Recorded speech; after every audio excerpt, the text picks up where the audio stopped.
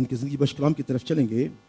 اور آپ کو یاد ہوگا کہ میں نے پچھلی دفعہ آپ کے ساتھ میں یہ بات شیئر کی تھی کہ لعنت ایک آنے کا بڑا سبب جو ہے وہ اتھارٹی والے جتنے لوگ ہوتے ہیں یہ ان کے وسیلہ سے لعنت جو ہے وہ آ سکتی ہے. اور سب سے پہلی اتھارٹی جو ہے وہ کس کے پاس ہے؟ وہ خدا کے پاس ہے. اتھارٹی جو ہے وہ ایک کیبل کی طرح ہے, ایک بڑی کیبل کی طرح, جو جس کا شروع جو ہے وہ خدا کے پاس ہے. اس کے بعد وہ کیبل جو ہے وہ خداوند یسوع مسیح کے پاس آتی ہے, اور پھر وہاں سے مختلف قسم کی کیبل جو ہیں وہ مختلف جگہ پہ جاتی ہیں جو کہ مختلف قسم کی اتھارٹیز کو جو ہے وہ ظاہر کرتی ہیں. یہ اتھارٹی جو ہے میں نے آپ کو بتایا تھا کہ آپ کے ماں باپ جو ہیں ان کے پاس بڑی اتھارٹی ہے, اس کے بعد آپ کے استاد کے پاس اتھارٹی ہے, اس کے بعد آپ کے باس کے پاس اتھارٹی ہے. تو مختلف قسم کی اتھارٹیز جو ہیں, جیسے گورنمنٹ کی اتھارٹیز ہیں, اس کے اندر مختلف لوگ مختلف اتھارٹی جو ہیں وہ اختیار جو ہیں وہ رکھتے ہیں. تو ان کی کہے ہوئے الفاظ جو ہیں ان کے اندر بڑی پاور ہوتی ہے. اور ہم نے پچھلی دفعہ دیکھا تھا کہ یشوع جو تھا وہ کوئی نبی نہیں تھا. یشوع کون تھا؟ یشوع ایک لیڈر تھا, اور اس لیڈر کے کہے ہوئے الفاظ 500 سال کے بعد بھی ان کا اثر ہوا. اسی طرح سے ہم نے دیکھا تھا کہ یعقوب نے اپنی بیوی راخل کو جب اس کو ماں معلوم نہیں تھا, لیکن اس نے جب اس کو جو کچھ بھی الفاظ بولے اس کی موت کا سبب جو ہے وہ بن گئے. اور یہ کنٹینیوسلی اتھارٹی جو ہے یہ ماں باپ کے پاس اور پھر ہسبینڈ کی بیوی کے اوپر جو ہے وہ اتھارٹی وہ اسی طرح سے ہے. اور ہمیں بہت سنبھال کے اور سوچ سمجھ کر ہمیں بولنے کی ضرورت ہے. جب ہم اپنے بچوں کے لیے ہم برکت چاہتے ہیں, ہم جب ان کو برا بھلا کہتے ہیں, اور جب ایک دوسرے کو ہم یہ کہتے ہیں کہ تم کبھی بھی یہ کام نہیں کر سکتے ہو. بعض اوقات ایک باس جو ہے وہ اپنے نوکر کو کہہ سکتا ہے کہ تم ساری زندگی جو ہے وہ اچھا کبھی کام نہیں کر پاؤ گے, تم کبھی کوئی چیز نہیں بنا سکو گے, اور ایسا ہی ہوتا ہے. اسی طرح سے ایک خدا کے خادم کے کہے ہوئے الفاظ جو ہیں وہ بڑے پاورفل ہوتے ہیں. خاص طور پر پاک روح کے کہے ہوئے الفاظ, جو پاک روح کے معمور شخص ہیں ان کے کہے ہوئے الفاظ کے اندر ایک بہت بڑی جو ہے وہ پاور ہے. آپ کو معلوم ہوگا کہ الیشا جو ہے اس کو کچھ بچوں نے اس کو سر سے گنجا سا, اور وہ جا رہا تھا تو کچھ بچوں نے اس کو چھیڑنا شروع کر دیا, اے گنجے چلا جا چلا جا چلا جا گنجے چلا جا. اور اس نے لکھا ہے کہ اس نے ان پر لعنت کی. بائبل بتاتی ہے کہ اس نے ان پر لعنت کی. کلیئر الفاظ لکھے ہیں کہ اس نے ان پر لعنت کی. اور جنگل سے ایک ریچھ نکلا اور اس نے 42 بچے جو ہیں ان کو پھاڑ دیا اس نے. تو یاد رکھیں کہ آپ کے کہے ہوئے الفاظ کے اندر ایک بہت بڑی پاور ہے. خاص طور پر اپنے بچوں کو ہمیشہ جو ہے ان کو اچھی باتیں ان کے لیے کہیں, تم بڑے اچھے ہو اور اچھا کام کرو گے, ان کی انکریجمنٹ ان کو دیں. کبھی یہ نہ کہیں کہ تم نے ساری زندگی کچھ بننا ہی نہیں ہے, تم نے کچھ کرنا ہی نہیں ہے. اور یہ آپ کے کہے ہوئے الفاظ جو ہیں یہ بعض اوقات سالوں تک لوگوں کو بھگتنے پڑ سکتے ہیں, آپ کے بچوں کو بھگتنے پڑ سکتے ہیں, اور وہ کبھی ان کو سمجھ نہیں آتی ہے کہ ہماری زندگی میں کیوں ہو رہا ہے. اگر آپ دیکھیں کہ اس کے بعد ایک نیکسٹ اور سٹیپ آتا ہے, اور وہ ہے جب ہم اپنے اوپر ہم لعنت لے آتے ہیں تو اس کا خدا کچھ بھی نہیں کچھ کر سکتا ہے. بعض لوگ اپنے اوپر لعنت لے آتے ہیں, اور جو کچھ وہ بولتے ہیں اس کے اندر ایک پاور اور ایک قوت ہوتی ہے, اور وہ اس سے بعض اوقات ساری زندگی جو ہے ان کو بھگتنا پڑتا ہے. بعض اوقات جو ہے لوگ وہ بڑے تنگ آ جاتے ہیں, وہ کہتے ہیں جی میں تو بس کام کاج نہیں ہے, یہ نہیں ہے, وہ نہیں ہے, اور میں تو کہتا ہوں مر جاؤں تو اچھا ہے. اس بات سے بیماری میں بعض اوقات میں تو مر جاؤں تو اچھا ہے, اس سے اچھا ہے کہ یہ زندگی میں جو گزار رہا ہوں ناراضگی کسی سے ہو جائے تو کہیں گے تو میں تو مر جاؤں تو اچھا ہے. یاد رکھیں کہ یہ الفاظ جو ہیں یہ پاورفل الفاظ ہے, یہ آپ کی زندگی میں اینڈ میں آ کر یہ آپ کے لیے پرابلم لا سکتے ہیں. ہم اپنے اوپر جب لعنت لاتے ہیں تو خدا بھی کچھ نہیں کر سکتا ہے. دوسری بات ہے کہ لعنت جو آپ ماضی میں لعنت کرتے ہیں وہ لعنت کام نہیں کرتی ہے, جو مستقبل کے لیے آپ لعنت کرتے ہیں وہ کام کرتی ہے, کیونکہ ماضی آپ کا گزر چکا ہے. ایوب کی کتاب میں لکھا ہوا ہے, اس نے جب ایوب جو ہے اس نے بات کرنا شروع کی تو اس نے کہا کہ لعنت اس دن پر جس دن میں پیدا ہوا. تو وہ تو اس دن پیدا ہو گیا, آپ لعنت کر رہے ہیں, کیا فائدہ, وہ تو گزر گیا دن جو ہے. تو ماضی کے اندر اگر آپ لعنت کرتے ہیں تو اس کا کوئی اثر نہیں ہے. لعنت جو ہے وہ فیوچر میں کام کرتی ہے, اور بالکل جو حال ہے آپ کا اس میں وہ کام کرتی ہے. تو آپ بڑی احتیاط کریں کہ کبھی بھی آپ اس کو استعمال نہ کریں اپنے الفاظ کو. تو جب ہم اپنے اوپر لعنت لے آتے ہیں تو یہ بھی لعنت کا ایک بہت بڑا سبب ہے. میرے ساتھ دیکھیں پیدائش کی کتاب اس کا 27واں باب، جینیسس چیپٹر 27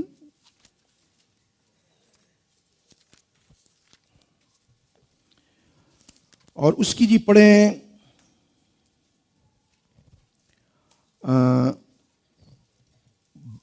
11 آیت سے پڑھیں جی، 27 باب کی 11 آیت سے. تب یعقوب نے اپنی ماں ربکا سے کہا، دیکھ میرے بھائی عیساؤ کے جسم پر بال ہیں اور میرا جسم صاف ہے، شاید میرا باپ مجھے ٹٹولے تو میں اس کی نظر میں دغا باز ٹھہروں گا اور برکت نہیں بلکہ لعنت کماؤں گا. اس کی ماں نے اس سے کہا، اے میرے بیٹے، تیری لعنت مجھ پر آئے، تو صرف میری بات مان اور جا کر وہ بچے مجھے لا دے. بس جی، اب دیکھیں کہ یہاں پہ ربکا جو ہے وہ اپنے بیٹے یعقوب کو جو ہے وہ اپنے ہسبینڈ سے جو ہے وہ برکت دلانا چاہتی ہے، اور اس نے کہا کہ تو عیساؤ بن کر جا، تو بڑا بیٹا بن کر جا اور اس سے برکت جو ہے وہ لے لے. اب وہ تھوڑا ڈر گیا، اس نے کہا اگر باپ کو پتہ چل گیا تو ایسا نہ ہو کہ برکت کی جگہ پہ میں لعنت لے لوں.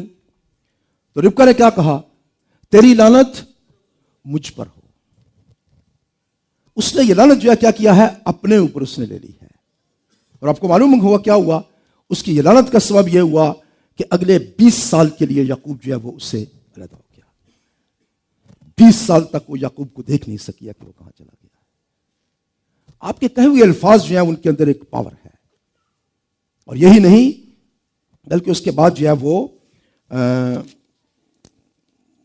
اس کو اگر آپ دیکھیں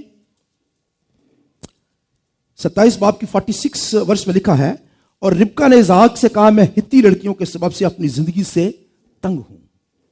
سو اگر یعقوب ہتی لڑکیوں میں سے جیسی اس ملک کی لڑکیاں کسی بیاہ کر لے تو میری زندگی میں کیا لطف رہے گا.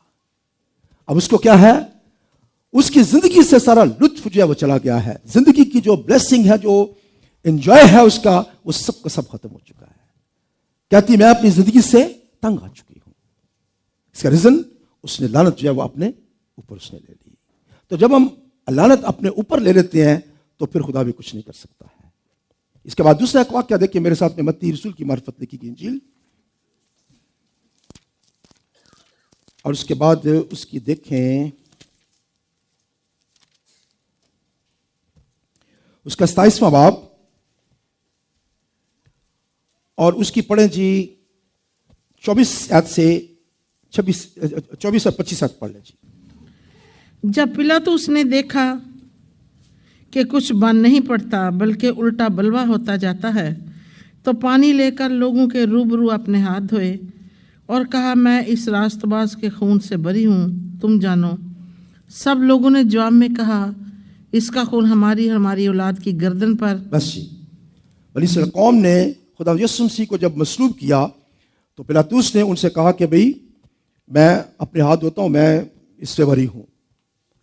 اور اسرائیل نے کیا کہا، اس کا خون ہماری اور ہماری اولاد کی گردن کے اوپر ہو. اور آپ کو معلوم ہے کہ اس وقت سے آج تک ملین کے حساب سے یہودی جو ہے وہ قتل ہوتے رہتے ہیں. کیونکہ انہوں نے کیا کیا، انہوں نے اپنے اوپر لعنت لے لی کہ ہماری اولاد کے اوپر اس کا خون ہوگا، ہمارے اوپر اس کا خون ہو. اور اس وقت آپ جانتے ہیں کہ اس کے فوراً بعد 70 عیسوی میں جو ہے وہ رومن نے حملہ کر کے وہاں کے لوگوں کو تہ تہ کر دیا اور ان کو قتل کر دیا، مار دیا. اور اس وقت سے یہودی جو ہیں وہ پوری دنیا میں تتر بتر ہے. آج تک لوگ جو ہیں ان کے خلاف ہیں اور ان کو قتل کرنے کے لیے رہتے ہیں تیار. ایسا ہی ہے نا، کیونکہ وہ انہوں نے اپنے اوپر خود سے لعنت جو ہے وہ لے لیا. ایک اور واقعہ دیکھیں گے مرکز کی انجیل میں، اس کا 14واں باب اور اس کی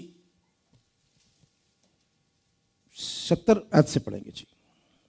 مگر اس نے پھر انکار کیا اور تھوڑی دیر بعد انہوں نے جو پاس کھڑے تھے پترس سے پھر کہا، بے شک تو ان میں سے ہے کیونکہ تو گلیلی بھی ہے. آپ کو معلوم ہے کہ پترس جو ہے اس نے خدا یسوع مسیح سے یہ بات کہی کہ اگر سب چھوڑ دیں تو میں تیرے لیے جان دینے کے لیے تیار ہوں. اور خدا یسوع مسیح نے کیا کہا تھا، اس نے کہا تھا کہ اس سے پہلے کہ مرغ جو ہے وہ 2 بار بانگ دے تو 3 دفعہ میرا इनकार जो है वो करेगा। और पतरस ने एग्जैक्टली जो है जब उससे पूछा गया कि तू कौन है, तू गलीली है, तुम सी को जानता है, कहता नहीं मुझे तो पता नहीं एक शख्स कौन है, मुझे नहीं पता कौन है ये। उन्होंने कहा कि तू इसके साथ था, उसने कहा नहीं जी मैंने तो कभी देखा ही नहीं इस शख्स को। तीसरी दफा जब उससे बात की गई है तो उसने फिर इनकार किया, और थोड़ी देर बाद उन्होंने जो पास खड़े थे पतरस से फिर कर कहा बेशक तू इनमें से है क्योंकि तू गलीली भी है। और पतरस ने क्या कहा, 71 वर्ष में लिखा, मगर वो लानत करने और कसम खाने लगा कि मैं इस आदमी को जिसका तुम जिक्र करते हो नहीं जानता। उसने लानत की, कहता मुझ पर लानत हो अगर मैं इस आदमी को जानता हूं तो, मैं कसम खा के कहता हूं कि मैं इसको नहीं जानता हूं, मेरा इससे कोई ताल्लुक ही नहीं है। और इसका असर यह हुआ कि पतरस जो है उसको फौरी तौर पर शागिर्दों के अंदर से उसको खारिज कर दिया गया। शागिर्द जो है, पतरस जो है ये शागिर्दों से अलहदा कर दिया गया, और उसी वक्त आसमान के ऊपर ये अनाउंसमेंट हो गई कि आज के बाद जो है वो पतरस जो है वो मसीह का शागिर्द नहीं रहा है। और अगर आप थोड़ी दूर आगे जाकर देखिए मरकस की इंजील उसके 16वें बाब में और उसकी 5वीं आयत से पढ़ेंगे। उसने उनसे कहा ऐसी हैरान ना हो, तुम यीशु नासरी को जो मसलूब हुआ था ढूंढती हो, वो जी उठा है, वो यहाँ नहीं है। देखो ये वो जगह है जहाँ उन्होंने उसे रखा था, लेकिन तुम जाकर उसके शागिर्दों और पतरस से कहो कि वो तुमसे पहले गलील को जाएगा। बस जी, प्रेज़ गॉड जी। तो ये फरिश्ता कहां से आया था? आसमान से फरिश्ता आया है, और उसको पूरी स्टोरी मालूम है कि पतरस जो है उसका नाम अब शागिर्दों में नहीं रहा है, वो मसीह का शागिर्द जो है वो नहीं रहा है। और उसने जो औरतें वहां पे गई थी उनसे कहा लेकिन तुम जाकर उसके शागिर्दों और पतरस से कहो। तो पतरस का नाम शागिर्दों में नहीं है। अगर वो ये भी लिख सकते थे कि तुम जाकर सब शागिर्दों से कहो, लेकिन क्या क्या लिखा है, तुम जाकर शागिर्दों से और पतरस से कहो कि वो जी उठा है। उसका नाम जो है वो काट दिया गया क्योंकि उसने खुद ये इकरार किया कि मैं मसीह को नहीं जानता हूं, ना मेरा उसके साथ कोई ताल्लुक है। तो मैं आपके साथ ये बात शेयर करना चाहता हूं कि ये हमारे मसीहों के अंदर ये बहुत बड़ी प्रॉब्लम है जब हम मसीह का इनकार कर देते हैं, और अनजाने में हम अपने ऊपर एक बड़ी लानत जो है वो सारी जिंदगी के लिए जो है वो ले आते हैं। हम अपने कामकाज पे, अपने स्कूलों में, कॉलेजेस में, और अपने उठने बैठने वाले लोगों में बाज़ को हम सारी जिंदगी नहीं बताते हैं कि हम मसीही हैं। और अगर कोई पूछे भी तो हम कह देते हैं कि नहीं हम तो मसीह नहीं हैं। हम इसलिए कि लोग जो है वो हमको बुरा ना समझें, या इसलिए कि लोग जो है वो हमसे हकारत करेंगे या हमको हमसे नफरत करेंगे कि हम मसीह हैं, वो बाज़ बात बताते नहीं है किसी को कि हम मसीही हैं। भले उनके दिल में ये बात होती है कि मैं दिल से नहीं मैं कह रहा हूं ये, लेकिन याद रखें कि पतरस जो है उसके भी दिल में ये बात नहीं थी कि वो मसीह का इनकार कर रहा था, लेकिन उसका इनकार जो है उसने इमीडिएटली उसको खुदा से, मसीह से अलग कर दिया। याद रखें कि जब भी कभी हम अपनी जिंदगी में मसीह का इनकार कर देते हैं तो ये हमारे लिए एक लानत का सबब है। इसका क्या मतलब है कि हमारी मसीह के साथ हमारी अलहदगी हो जाती है। फिर आप कैसे एक्सपेक्टेड कर सकते हैं कि आप उसकी बरकत में शरीक हो सकते हैं? हम किस तरह से वापस उससे मिल सकते हैं? तो ये वर्ष जो है, ये मरकस की इंजील का ये हिस्सा जो है, ये हमारे अगले जुमा के का जो है ये सेंट्रल आयत इसकी होगी, जिसपे किसके जरिए से हम देखेंगे कि किस तरह से हम अपनी तमाम लानतों से जो है वापस छूट सकते हैं और खुदा की बरकत में शरीक हो सकते हैं। तो इसके बारे में हम गौर करेंगे नेक्स्ट वीक में, लेकिन आज मैं इतना ही कहना चाहूँगा कि हम बाज़ औक़ात जो है वो हम मसीह का इनकार करके हम उससे अलग इख्तियार कर लेते हैं, अपने ऊपर हम लानत ले जाते हैं, और वो ज़िंदगी में हमारी बहुत सारी मुश्किलात का जो है वो प्रॉब्लम जो है बन जाती है। उसके बाद एक और बात है जो कि लानत का सबब बन सकती है। मेरे साथ देखिए यिर्मयाह नबी का सहीफा, उसका 48 चैप्टर, यिर्मयाह चैप्टर 48, और इसकी पढ़ेंगे 10वीं आयत।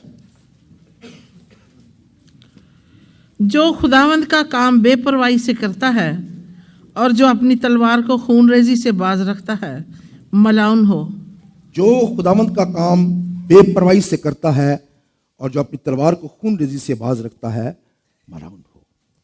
तो खुदा का काम जो है वो भी अगर हम उसमें लापरवाही कर देते हैं तो याद रखें कि ये बहुत बड़ा एक लानत का सबब है। ہم چھوٹی چھوٹی چیزوں کو کبھی ہم دیکھتے نہیں ہیں کہ یہ ہمارے لیے کبھی پرابلم کا وسیلہ بھی بن سکتی ہے. یہ بائبل لا تبدیل ہے، ایسا ہی ہے کہ نہیں ہے؟ کیا آپ اس کو تبدیل کر سکتے ہیں؟ اس کے لکھے ہوئے الفاظ کو آپ تبدیل نہیں کر سکتے ہیں. اور بائبل کہتی ہے کہ وہ شخص جو خدا کا کام لاپرواہی سے کرتا ہے وہ ملعون ہو، اور جو اپنی تلوار کو خون ریزی سے باز رکھتا ہے وہ ملعون ہو. اس کا کیا مطلب ہے؟ جب ہم چیزیں دیکھتے ہیں کہ وہ غلط ہو رہی ہیں، کوئی شخص جو ہے وہ غلط تعلیم دے رہا ہے، جیسے میں نے آپ کو پچھلی دفعہ کہا تھا، اور ہم کہتے ہیں جو کرتا ہے وہ کرتے ہیں، ہم کو اس سے کیا لینے دینا ہے، ہم کیوں برے بنے؟ لیکن بائبل کہتی ہے کہ ہمیں اس وقت علیحدگی جو ہے وہ تلوار سے علیحدہ کرنے کی ضرورت ہے. ہم خدا کا کام لاپرواہی سے نہ کریں. اور اس کے بعد رسپانسبلٹی جو آپ کو خداوند نے دی ہے، اگر آپ ان کو پراپر طریقے سے نہیں کرتے ہیں تو یہ بھی بڑی پرابلم بن سکتی ہے آپ کے لیے. اس لیے جب بھی آپ خداوند کے کام کے لیے آپ ہاں کرتے ہیں اور اس کے سامنے آپ آ کر مان لیتے ہیں کہ ہم یہ کام کریں گے، تو اس کام کو پھر پوری نیت کے ساتھ کریں، ورنہ یہ آپ کے لیے پرابلم کا باعث بن سکتی ہے.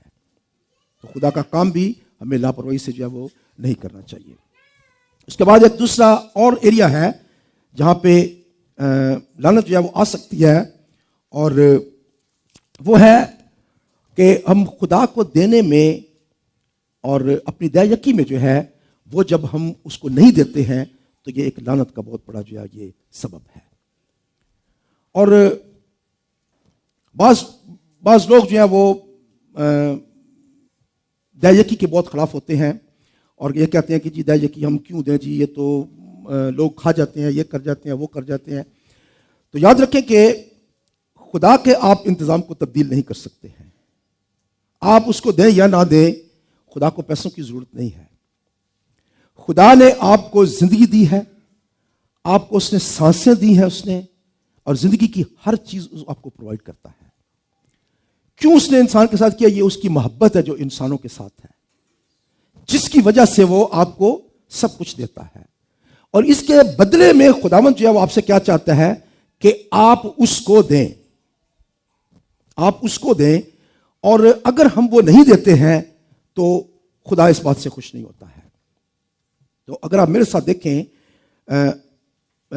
پرانے عہد نامے کے آخری تین نبی زکریا اور ملاکی اور حجی، یہ تینوں کو خدا نے اس لیے بھیجا کہ بنی اسرائیل قوم نے بھی جو ہے وہ خدا کو دینے کا کام جو ہے وہ بند کر دیا تھا. تو ایک نبی نہیں بھیجا. کتنے نبی بھیجے ہیں؟ 3 نبی خدا نے بھیجے تھے، صرف ایک چیز کو کلیئر کرنے کے لیے کہ اگر تم دیا یقین نہیں دو گے تو تمہارے ساتھ کیا ہوگا. اور تینوں جو ہیں وہ صرف اور صرف بنی اسرائیل قوم کے پاس اس لیے آئے تاکہ وہ دینے کے بارے میں بات کر سکیں. میرے ساتھ دیکھیں حجی نبی کا صحیفہ جو ہے اور اس کی پڑھیں جی 4 آیت، پہلے باب کی 4 آیت. کہ کیا تمہارے مسکف گھروں میں رہنے کا وقت ہے جبکہ یہ گھر ویران پڑا ہے؟ اور اب رب الفاظ یوں فرماتا ہے کہ تم اپنی روش پر غور کرو. تم نے بہت سا بویا پر تھوڑا کاٹا، تم کھاتے ہو پر آسودہ نہیں ہوتے، تم پیتے ہو پر پیاس نہیں بجھتی، تم کپڑے پہنتے ہو پر گرم نہیں ہوتے، اور مزدور اپنی مزدوری سوراخ دار تھیلی میں جمع کرتا ہے. بس جی، یہ نبی کس لیے بھیجا گیا؟ کہ کیا وجہ ہے کہ تمہارے اندر جو ہے وہ غربت ہے؟ کیا وجہ ہے کہ تم کو، اس کے ایک ہی لفظ ہے، کمی. ہر چیز کی کمی کمی کمی کمی. اور مزدور اپنی تھیلی جو ہے اس میں سوراخ کرتا ہے. کیا اس کا مطلب ہے؟ آپ جتنا بھی کماتے ہیں وہ کدھر نہ کدھر نکل جائے گا. کوئی بیماری میں نکل جائے گا، کوئی اچانک آپ کو پرابلم ہو جائے گی، کوئی ایسی پھٹیک پڑے گی کہ وہ پیسے نکل جائیں گے.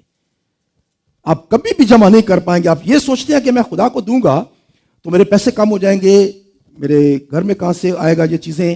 لیکن یاد رکھیں کہ مزدور اپنی تھیلی میں ایک سوراخ جو ہے وہ کر لیتا ہے جس سے پیسے جو ہے وہ جاتے رہتے ہیں اور کبھی بھی پورے نہیں ہوں گے.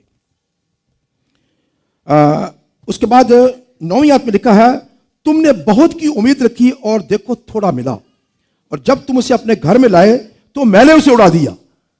کس نے اڑا دیا؟